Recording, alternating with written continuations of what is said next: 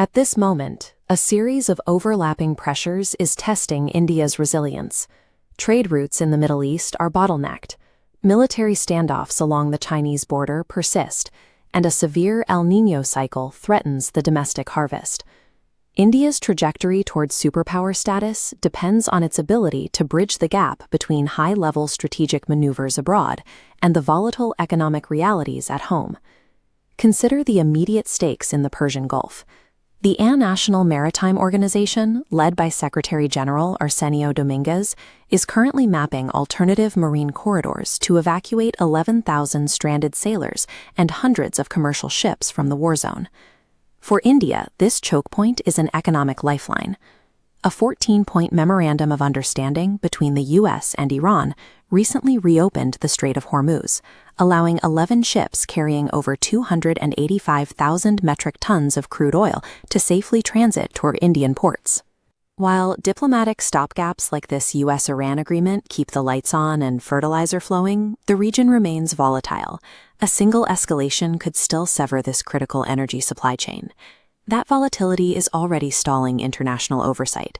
Tehran has explicitly blocked International Atomic Energy Agency inspectors from accessing nuclear sites at Fordow, Natanz, and Isfahan that were damaged in recent bombings. While navigating this Middle Eastern instability, India is also attempting to stabilize its own borders. At the recent BRICS National Security Advisors meeting in New Delhi, NSA Ajit Doval pushed for a resumption of dialogue to resolve the military standoff with China. As the government advocates for open dialogue internationally, it is applying tighter restrictions internally. New amendments to the Foreign Contribution Regulation Act impose strict activity lists and sweeping disclosure norms on foreign-funded NGOs. Friction is also growing within India's own border regions. In Ladakh, local groups have initiated widespread strikes, demanding statehood and sixth schedule constitutional safeguards to protect their land and resources from commercial exploitation. A government struggles to project stability at diplomatic forums when its internal civil societies face tightening restrictions and its sensitive border territories remain locked in persistent grassroots protests. This chart tracks the index of 8 core industries. It shows production volume growth dropping to 0.5% in May, marking its second lowest performance in 21 months. Domestic GST collections followed this trend, dropping 2.6% as consumer demand contracted. This industrial slowdown is compounding a severe rural crisis. Driven by a super El Niño that triggered a 43% monsoon deficit, the government has identified 111 districts facing extreme risk of crop failure due to inadequate irrigation.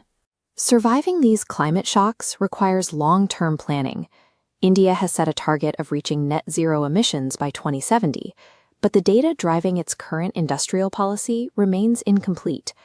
This pie chart breaks down India's industrial emissions. While programs like the PAT scheme target energy-heavy sectors like steel and cement, they exclude non-designated industries, a sector responsible for 40% of India's total industrial carbon footprint. Building economic resilience is a mathematical impossibility when nearly half of industrial emissions go untracked, and the most vulnerable agricultural districts lack the water infrastructure to survive a dry season. India has a legacy of technical inventions that struggled to reach a global scale. The computer, developed in 1998, anticipated the touch features of modern smartphones, but it failed to thrive because the domestic ecosystem lacked the venture capital to support its production. Success has come when commercial ecosystems align with innovation. India's pharmaceutical manufacturing became a global hub, and digital infrastructure like UPI and Aadhaar transformed national payment and identity systems. The government is now focusing on deep space exploration, quantum technology, and artificial intelligence. Researchers recently demonstrated that the mechanism causing large language models to generate false information is computationally linked to their capacity for creativity. Mastering these models is now the central challenge for developing sovereign technology. But advanced digital ambitions frequently collide with the reality of physical infrastructure. The current push for a digital-first public health system, focused on generating digital ABA IDs, does not address the acute shortage of doctors and medicine at local primary health centers.